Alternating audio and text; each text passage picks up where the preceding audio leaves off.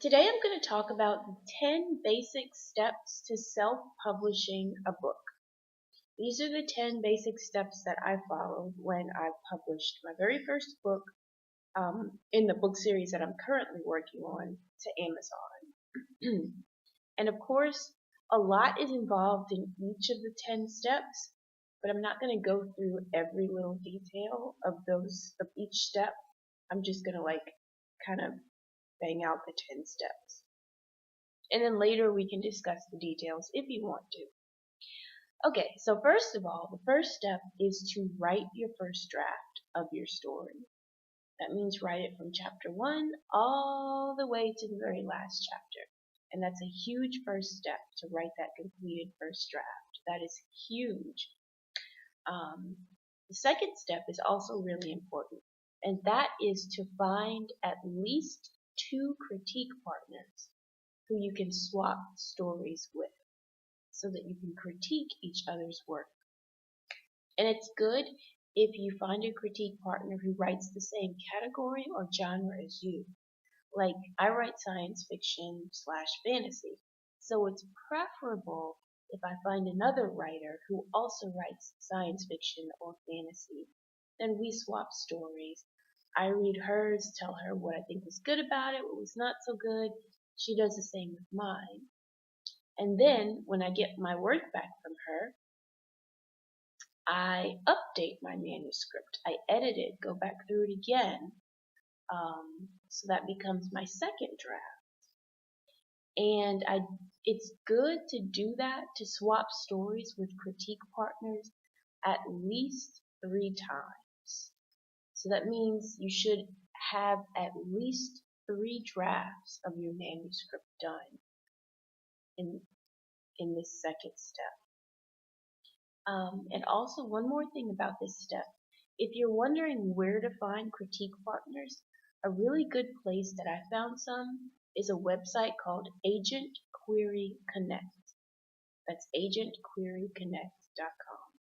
And it's like a little forum you go to, and it has lots of stuff for writers, like lots of different how-to articles and like forums where you can talk with other writers about whatever problem you're encountering with writing.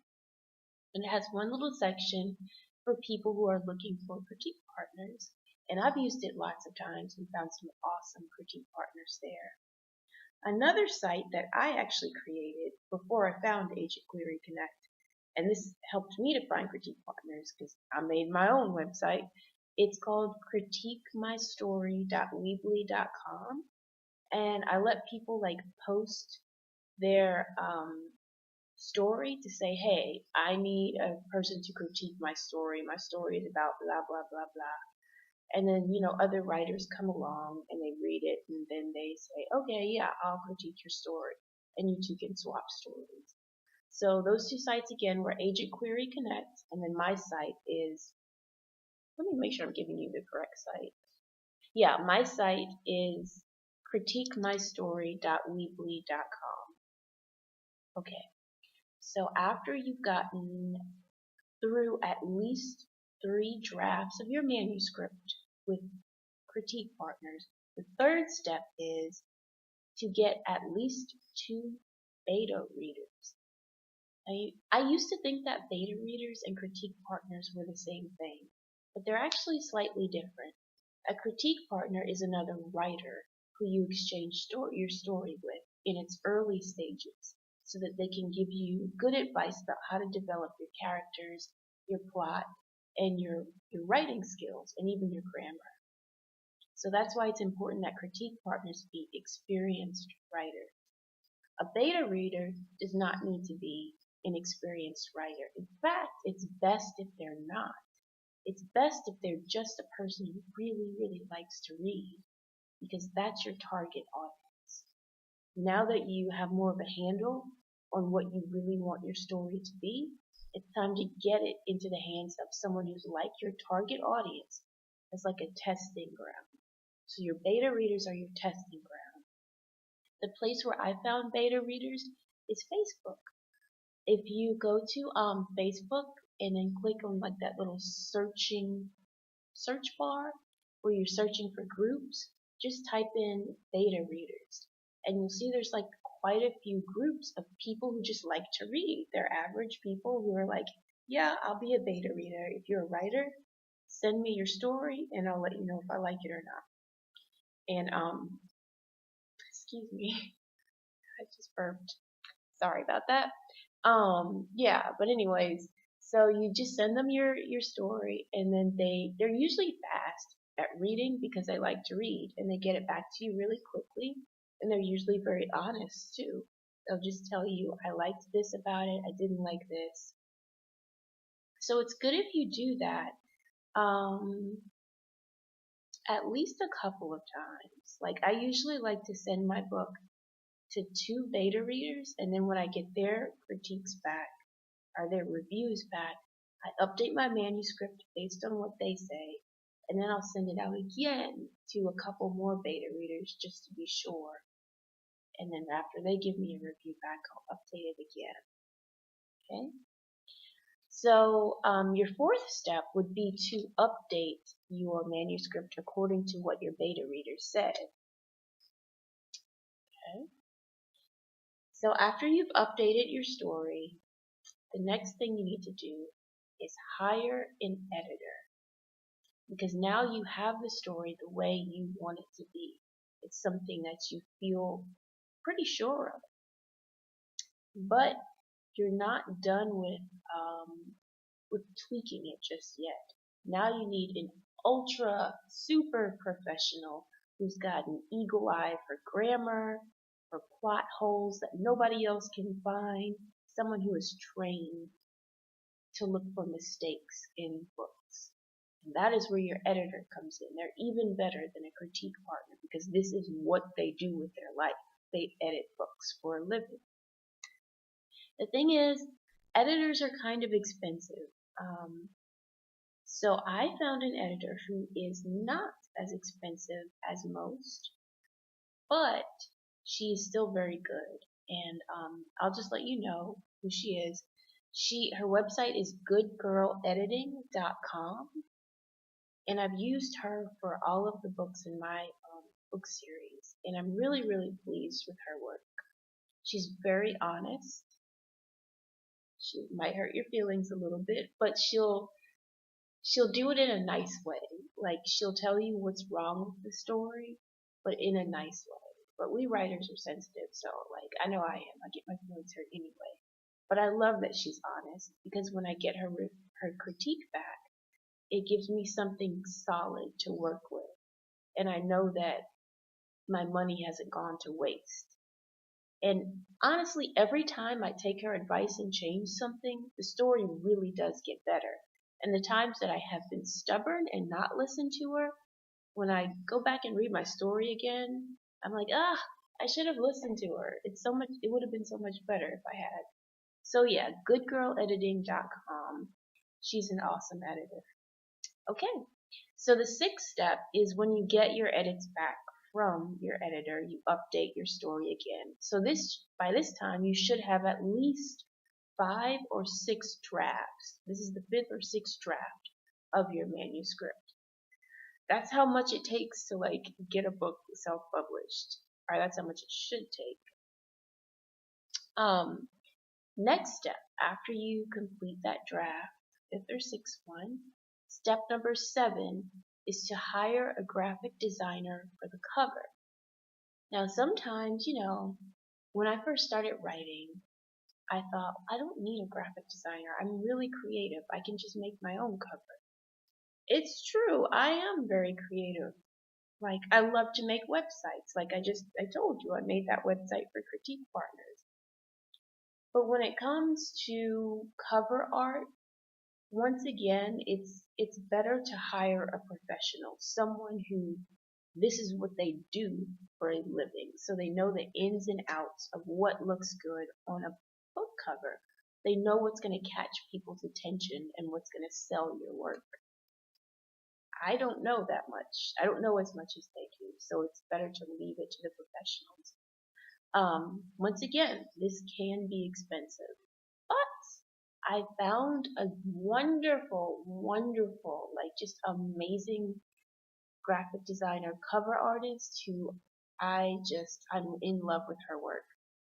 She's from Australia, and her name is Rebecca Burdo, and her website, I believe it's burdodesigns.com. But her company is Berto, Berto Designs. She's just amazing with book covers. So if you need an artist to do your book cover, I would definitely recommend her, like, above anyone else. Great prices and amazing work. Okay, so after you work with your cover artist to get the cover that you want for your book, step number 8 is to hire a formatter to get your book ready to sell. This is like they work with the interior of the book. Just like you already had the graphic designer make the cover art look appealing to the eye and so it'll catch people's attention, the interior of the book, it's very important that it be formatted correctly so that when you upload it into Amazon, it can look right in Kindle.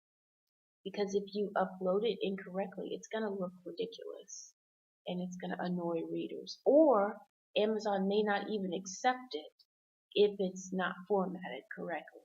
So it's important that either you know how to format it yourself, and that way you don't have to hire someone. But I don't, and I don't trust myself to do that. So I go ahead and just hire a formatter, and they're really inexpensive, to be honest. I think the one I use, her name is E.M. Tippetts. That's E.M. the initials, and her last name is Tippetts. Tippetts. She's very inexpensive. It's just like $80 to maybe a little over $100 for strictly an ebook format. Now, if you do want also to get like hard copies of your book, that'll cost a little bit extra because you'll have to format both. One for Kindle ebook version and then one for your hard copies of your books.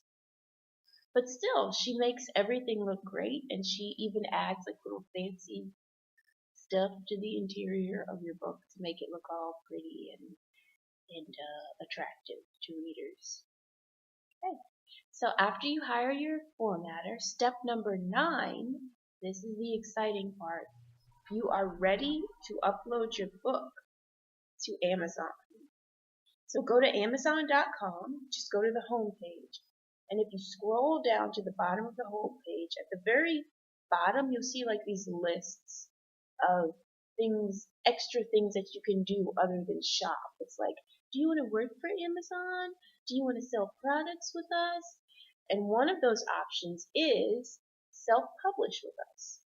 So simply click on that option that says self-publish with us, and then Amazon will direct you to this beautiful page that is called Kindle Direct Publishing. This is step number 10. And at this point, Amazon takes your hands like a little kid and it walks you through uploading your book to Kindle Direct Publishing. And it's a pretty simple process. It only takes like, I would say at most 2 hours. And really it shouldn't take that long. It really like would take 30 minutes maybe. But just in case you have, if you stumble through like creating an ISBN number, which really isn't that big of a deal. You can kind of skip that. If you stumble through that, or if you come across problems with like maybe Kindle caught something in your book, like it's saying you need to edit this, because it actually checks your book for grammar mistakes, and if it brings up something, that might take a little bit longer. But the point is, it shouldn't really take that long. And Amazon is great about walking you through the steps of how to upload first your cover and then your actual manuscript into the system so that they can get it online for readers to purchase. So those are the 10 basic steps from completing the first draft of your novel to uploading that very same novel to Amazon.com as a writer. And it's pretty cut and dry, but it does take some time and effort, and some blood and some sweat and some tears, lots of tears. But it's worth it in the end if you love to write, because it's actually kind of fun to create your own universe from your imagination, to put it into and to put it into some kind of format in which you can share your imaginary world with other people so that they can be a part of it. It's really kind of an amazing and beautiful. Alright, so I hope that you enjoy self-publishing your manuscript and that you have fun doing it. And if you have any questions about any of the steps, please feel free to let me know in the comments, and I'll be happy to answer them or to elaborate more in another video. Alright, thank you for watching and have a great day.